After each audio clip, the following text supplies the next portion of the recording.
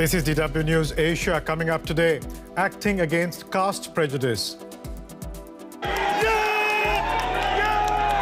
There's cheers in Seattle, the first city in the United States to ban caste discrimination. But others in the South Asian diaspora are upset. We look at why.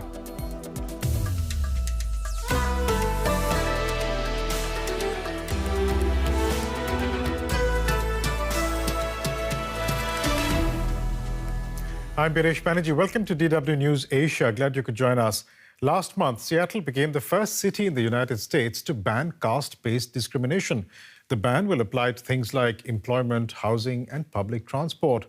The caste system, originally born out of ancient Hindu scriptures, continues to hold sway across much of South Asia and the diaspora. Originally a system of ordering society along lines of profession, it soon morphed into an instrument of social division and control. One is born into a caste and there is little scope for movement out of it. Upper castes have also traditionally had greater access to education and opportunities, while lower castes less so, to the point that some, like Dalits, face near complete social exclusion. Caste discrimination is banned in India, but Seattle has now become the first US city to do so. It's an historic moment for the American South Asian diaspora, as the Seattle Council votes to add caste to the city's anti-discrimination laws, a first outside of South Asia. Wherever South Asians go, caste travels.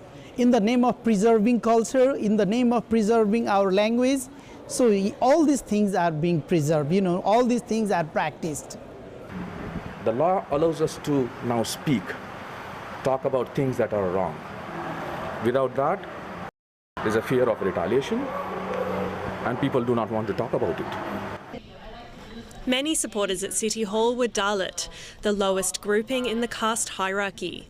In their 2016 survey, a Dalit civil rights organisation found that 1/4 of respondents in the US had experienced physical or verbal abuse because of their caste, and 2/3 said they had been treated unfairly at work.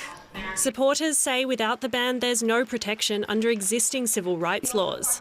The ban was proposed by Kashama Sawant, the only Indian American on the council. She says it will account for discrimination across national and religious lines. But some Hindu American groups have been fighting against it. They say it singles out their minority communities and that it could increase prejudice against South Asians. So we are here for the long haul, to make sure that we protect our Hindu human rights as well as our culture and traditions, like all other indigenous traditions across the world. Calls for specific caste discrimination laws have been growing in the US, and some universities have already implemented a ban. Activists now want this win in Seattle to spread across the country. Instances of caste discrimination across the US have been hard to track. Before the Seattle Ordinance, no city legally recognized the practice as discrimination. But NGOs have tracked instances, and before the ordinance went to vote in the Seattle City Council, it received emails from people who'd either faced or seen such discrimination firsthand. Here is what one tech professional said. I have many friends and colleagues who will never refer any candidate who has been a beneficiary of affirmative action for a job in their company, no matter how much experience they have. This comes from their deep-rooted hatred of those from the so-called lower caste, and not from ignorance of how affirmative action works. And that's just one way caste discrimination manifests itself in the diaspora in the United States. Recent years have seen a greater recognition of this practice, prompting action from some of the leading universities in the country. This includes California State University, which last year added caste as a protected category, and UC Davis and Harvard introducing policies to protect against caste discrimination. And joining me now for more is Sudha Jagannathan. She's a board member of the Coalition of Hindus of North America, one of the groups against this ordinance. Ms. Jagannathan, welcome. Why is your organization opposed to legal protections against caste discrimination?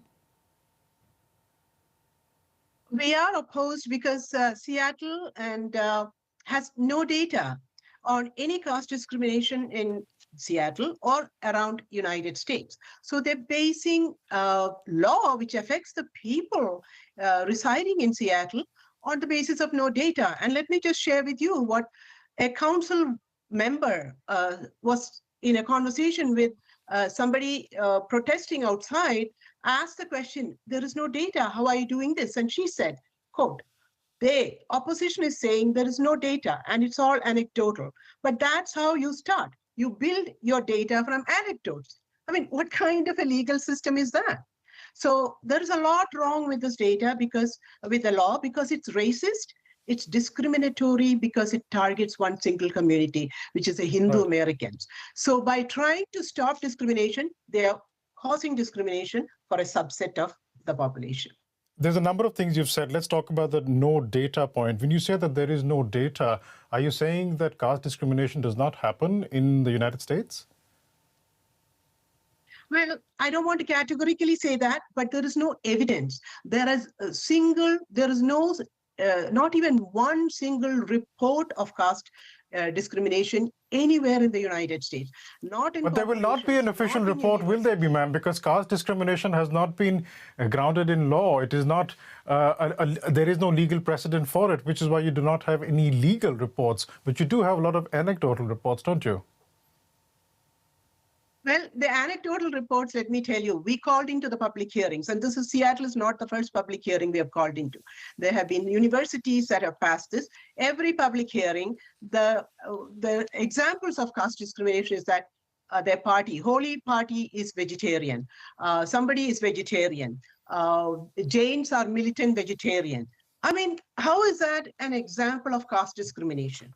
Yeah, but that is not all of it, ma'am. I'm sorry I'm interrupting you, but that is not all of it. Let me take a few names. You have Prem Periyar, who was speaking to the BBC, who was talking about a lunch party that he was invited to that he was hesitant to go to. He said, I was hesitant to go as caste dictates where you sit and eat, but I thought it will be different here as people are educated. He wasn't allowed to touch the food. His food was handed to him. Then you have Prashant Nema, a tech worker who has worked in Microsoft, Meta and Dell, who said, I quote, as an insider into the dominant caste community, I can confirm widespread practice of caste in our city and surrounding area. Just two examples. Okay, I am a Hindu Bahujan. I've lived in the United States for 40 years. Worked in some of the biggest companies and had clients across Silicon Valley. Not once have I experienced caste. I'm not saying other people don't have the same experience. I'm just saying it's a non-issue to a large population of the Hindu Americans in the United States. And also, let me tell you, I grew up in India, but caste was never part of my life.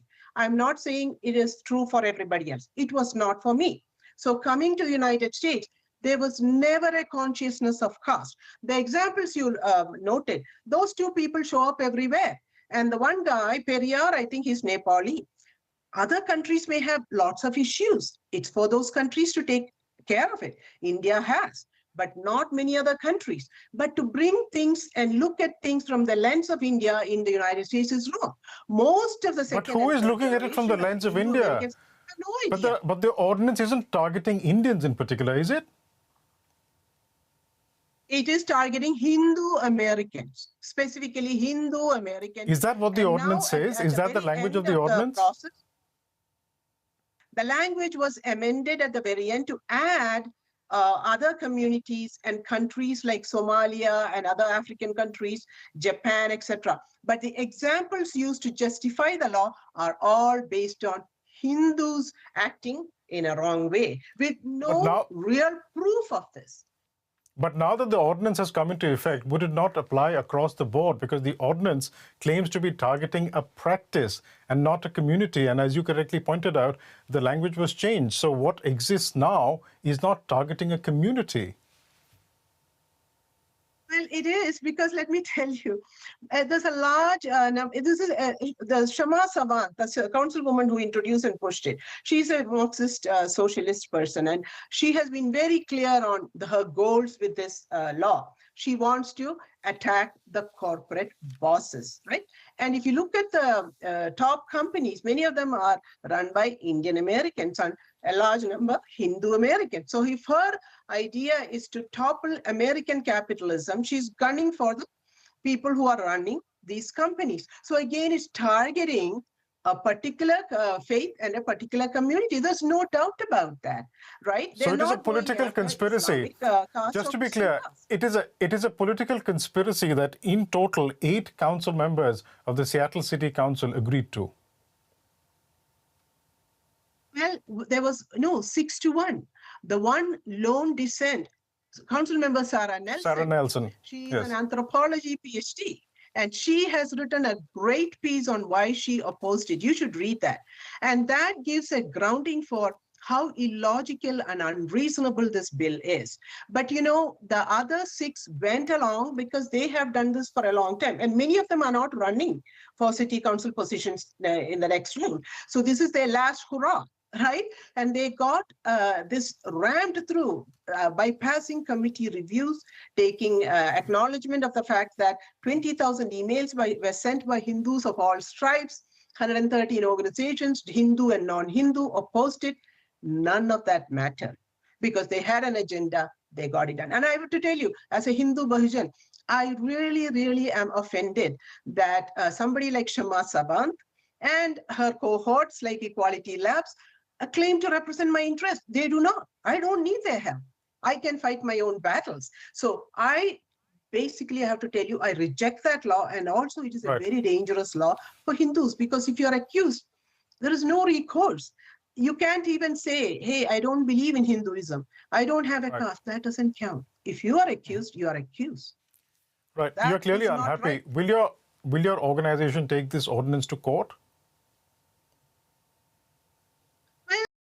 At different strategies, right? So I can't publicly state what we will do, but we to consider this law as extremely dangerous precedent. And sometimes what happens in Seattle, which is a very progressive, liberal, I would say sanctuary city, people think it's a good example and they want to follow, which would actually cause a lot of issues for Hindus living in many of these cities. So we are considering our options, and I think we'll proceed based on what we consider as the best option. We'll have to leave it there for the time being, but thank you so much for joining us. Sudha Jagannathan, board member of the Coalition of Hindus of North America. Thank you so much, ma'am. Thank you very much. Thank you. And that's it for today. There's more on our website, dw.com/Asia. And as ever, you can follow us on Facebook and Twitter. We're back again tomorrow at the same time. See you then. Goodbye.